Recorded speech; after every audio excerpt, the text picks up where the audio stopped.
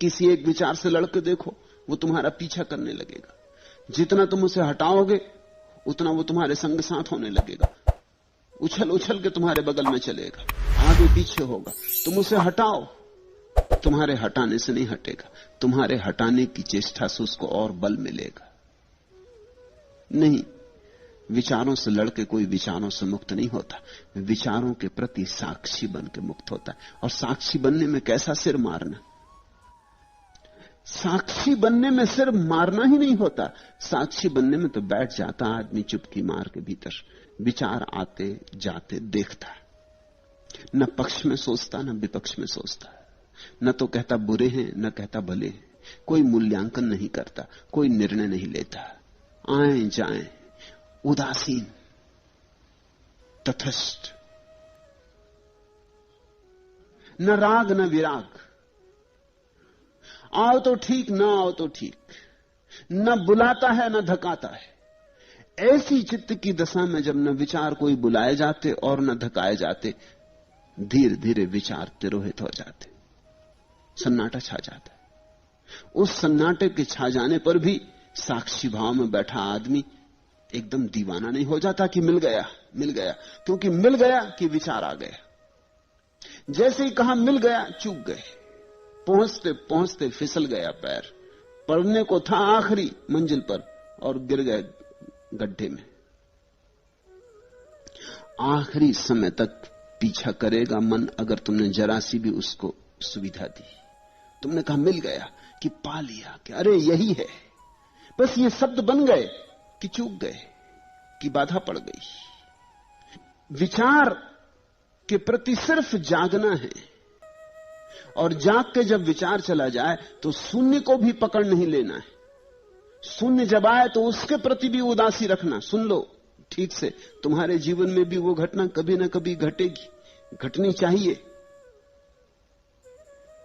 जब शून्य आए तो एकदम से प्रफुल्लित मत हो जाना, नहीं तो विचार ने फिर दांव मार दिया, फिर पीछे से आ गया, फिर पीछे के दरवाजे से घुस आया। बाहर ही खड़ा था, देख रहा था कि कहीं मौका मिल जाए तो प्रवेश कर जाए।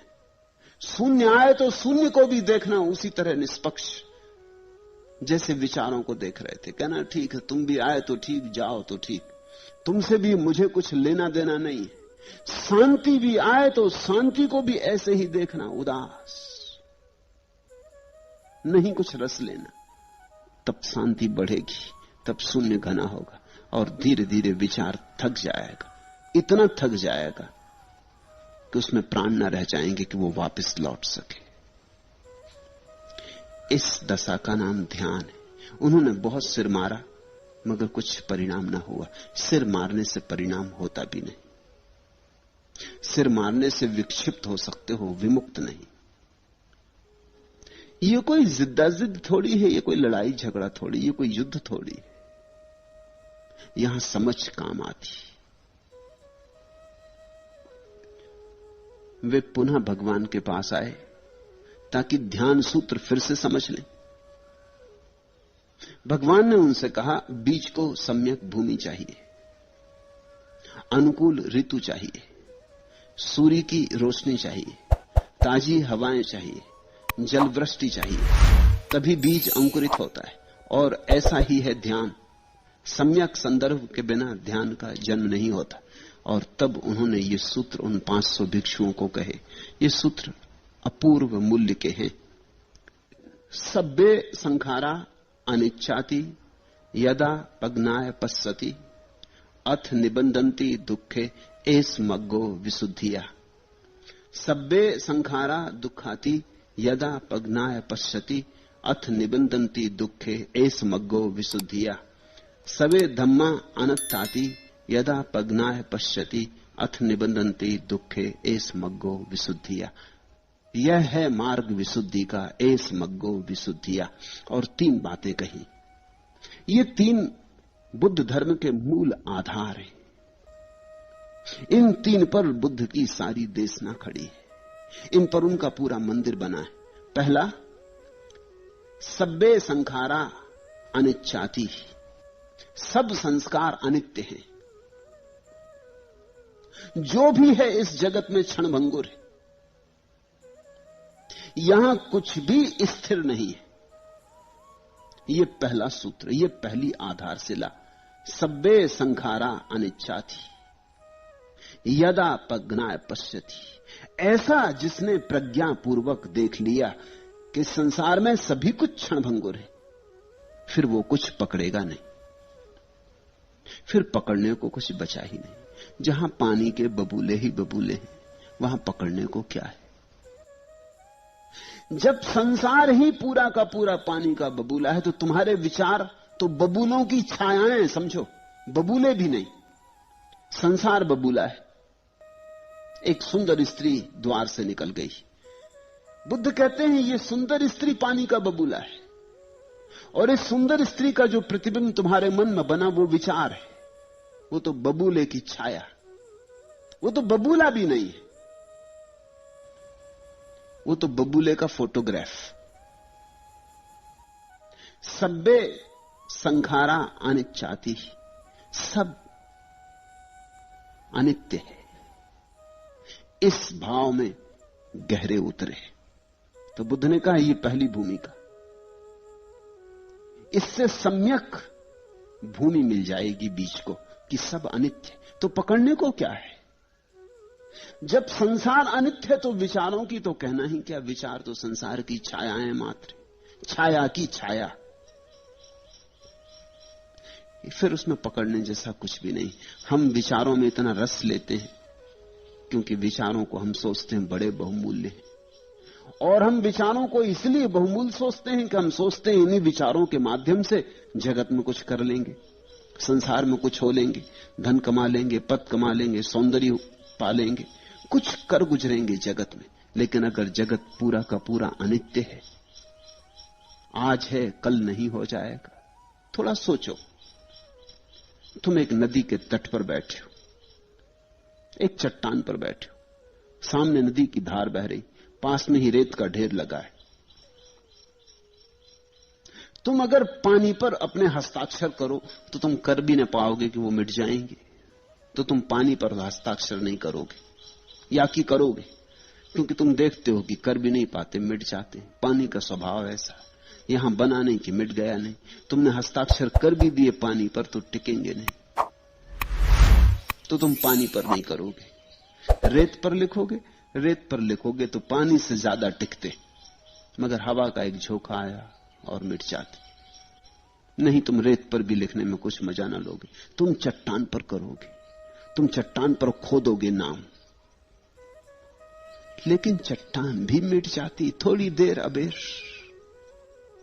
समझो कि पानी बहुत जल्दी बिखर जाता, रेत थोड़ी देर से, चट्टान और थोड़ी देर से। जो रेत है वो कभी चट्टान थी, ख्याल रखना, और जो चट्टान है वो कभी रेत हो जाएगी। और मजा यह है कि चट्टान को जिसने रेत बना दिया वो पानी, जो पानी से हार गई वो पानी से मजबूत कैसे होगी? पानी पर दस्तखत करने में घबराते हो, चट्टान पर दस्तखत कर रहे हो और तुम्हें पता नहीं कि पानी चट्टान को तोड़ देता है। इस जीवन में हम जो भी कर गुजरने की आकांक्षाएं लिए बैठे, वे सब पानी पर हस्ताक्षर जैसी हैं। चट्टान पर भी हस्ताक्षर करो तो वे भी चले जाते, वे भी बसते नहीं। कितने लोग इस जमीन पर हुए, कितने लोग नहीं हुए इस जमीन पर। वैज्ञानिक कहते हैं तुम जिस जगह बैठे हो वहां कम से कम 10 आदमियों की लाशें गड़ी। ये पूरी जमीन मरघट है। इतने लोग पैदा हुए, जहां आज नगर हैं कभी मरघट थे, जहां आज मरघट हैं कभी नगर थे, कई दफे बदली हो चुकी। ये पूरी पृथ्वी मरघट बन गई। इसमें न मालूम कितने लोग पैदा हुए, खो गए। उनका तुम्हें नाम पता, ठिकाना पता, कौन थे, क्या थे? तुम्हारी जैसी ही उनकी भी महत्वाकांक्षाएं थी, और तुम्हारे जैसे ही उन्होंने भी बड़े बड़े सपने बांधे थे, और तुम्हारे जैसे ही वे भी इंद्रधनुषों में जीते थे, और तुम्हारे जैसे वे भी नाम छोड़ जाना चाहते थे। क्या छूट गया है? तुम भी ऐसे ही खो जाओगे जैसे वे खो गए। और फिर यह भी सोचो कि किसी का नाम भी छूट गया, समझो कि सिकंदर का नाम छूट गया, तो सार क्या है? नाम में सार क्या है? नाम छूट भी जाए तो क्या सार है, क्या फायदा सिकंदर को? इस नाम के छूट जाने से कौन सा आनंद सिकंदर को? सिकंदर न बचा और नाम बच भी गया तो क्या करोगे? जब स्वयं ही ना बचे तो स्वयं की तस्वीरें अगर टंगी भी रह गई तो उनका मूल्य क्या है? किसको मूल्य है, किसको प्रयोजन है? बुद्ध कहते हैं अगर ध्यान में वस्तुतः गहरे उतरना हो तो पहली बात प्रगाढ़ कर लेना, यह पहला भाव तुम्हारी हवा बन जाए। सव्वे संखारा अनिच्चाति, सब संसार अनित्य है, सब बेशर्त निरपवाद क्षणभंगुर है, अभी है अभी चला जाएगा। तो इसमें पकड़ने योग कुछ भी नहीं। साक्षी बन के भीतर बैठना, संसार में पकड़ने योग कुछ नहीं है। आंख बंद जब करोगे तो विचारों का संसार दिखाई पड़ेगा, इसमें तो पकड़ने योग कुछ हो भी कैसे सकता है? आए बुरे विचार जाएं बुरे विचार, आए भले विचार जाएं भले विचार, आने देना जाने देना। तुम परेशान ही मत होना, तुम चिंता ही मत लेना, तब तुम चकित होकर पाओगे ये जो अनित्य भावना है इसके आधार पर ध्यान की जड़ें मजबूत हो जाती। ध्यान पैदा होता है अनित्य की धारणा में। इसलिए सारे ज्ञानियों ने संसार अनित्य है इस पर बहुत जोर दिया है, और बुद्ध का जोर तो अतिशय है। बुद्ध ने तो जोर पूरे अंतिम तर्क तक पहुंचा दिया। बुद्ध ने यही नहीं कहा कि संसार अनित्य है, बुद्ध ने कहा तुम भी अनित्य हो। क्योंकि बहुत से लोग हैं जिन्होंने कहा संसार अनित्य है, लेकिन तुमसे कहा लेकिन तुम बचोगे, आत्मा बचेगी। बुद्ध ने कहा यहां कुछ भी नहीं बचेगा, न ये बाहर का बचेगा न कुछ भीतर का बचेगा, यहां कुछ बचता ही नहीं। इसको समझने की कोशिश करना। यहां बचना होता ही नहीं, यहां बहाव ही बहाव, यहां सब बह रहा है, तुम भी बह रहे, संसार भी बह रहा है। इस बहाव के बीच ठहरने की कोई जगह ही नहीं, कोई शरण स्थल नहीं। इस बात की प्रज्ञा, सव्वे संखारा अनिच्चाति यदा पग्नाय पश्यति, इस बात का तुम्हें दर्शन हो जाए, इसका बोध हो जाए तो ध्यान लगेगा, तब सभी दुखों से निर्वेद प्राप्त हो जाता है। यही विशुद्धि का मार्ग है। निबिदंती दुखे एस मग्गो विशुद्धिया। बुद्ध कहते यह है विशुद्धि का मार्ग। ध्यान यानी विशुद्धि। एस मग्गो विशुद्धिया, पहला सूत्र, पहला चरण इस विशुद्ध होने के मार्ग का कि सब संसार अनित्य है। दूसरा सूत्र सव्वे संखारा दुखाती, यह संस्कार दुख रूप है, यह सारा संसार दुख रूप है। इसमें अगर जरा सी भी आशा रखी कि शायद कहीं थोड़ा बहुत सुख छिपा हो, तो उतनी आशा के सहारे ही ध्यान अटक जाएगा। तुमने अगर सोचा कि ये विचार आए हैं, इनमें से एकांत को चुन लूं जो अच्छा है, शुभ है, सहयोगी है, कल्याणकारी है, शायद इससे लाभ होगा, बाकी को छोड़ दूं, 99 छोड़ दूं, एक को पकड़ लूं, तो बुद्ध कहते हैं एक के पीछे बाकी 99 कतार बांध के खड़े हो जाएंगे। वो एक भीतर आया कि बाकी भी भीतर आ जाएंगे। तुमने द्वार एक के लिए खोला कि सब भीतर आ जाएंगे। द्वार बंद करना हो तो पूरा ही बंद कर देना, इसमें जरा भी पक्षपात मत करना। अगर तुमको ऐसा लगा कि थोड़ा सा सुख मिल जाए शायद, तो फिर तुम अटके रहोगे। नहीं, सुख यहां है ही नहीं। बुद्ध का इस पर जोर बड़ा प्रगाढ़ है। सव्वे संखारा दुखाती, ये सारा संसार दुख रूप है। ये सारा संसार बस दुख ही दुख है, यहां सुख की एक किरण भी नहीं। यहां कोई आशा ना रखो।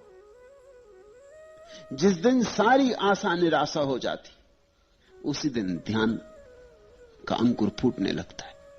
ध्यान का अंकुर नहीं फूट रहा क्योंकि तुम्हारी आशाएं ध्यान के बीच पर पत्थर की तरह बैठी। सब संसार दुख है। यह जब मनुष्य प्रज्ञा से देख लेता है, तब सभी दुखों से निर्वेद को प्राप्त होता है। बड़ी अजीब बात बुद्ध कहते हैं। कि जिस दिन यह दिखाई पड़ जाता है कि सब दुख है, उसी दिन दुख से छुटकारा होने लगता है। क्यों?